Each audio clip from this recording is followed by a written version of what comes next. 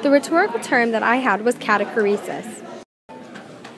This is a rhetorical term that is a misuse of words, as in an extreme and mixed metaphor.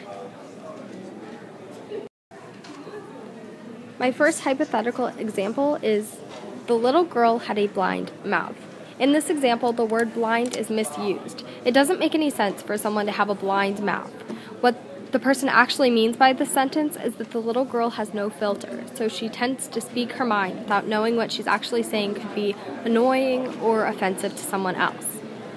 In the second example, it says, "Can't you hear that pounding? Are you blind?"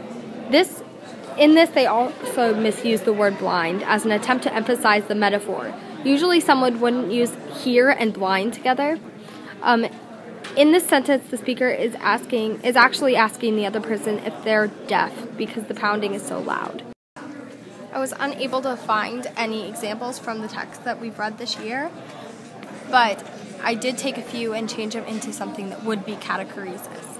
The first example is, "You're up and down like a flea from a plague of ticks." You could change this to, "You're racing around like a flea," and that would be an example of catachresis.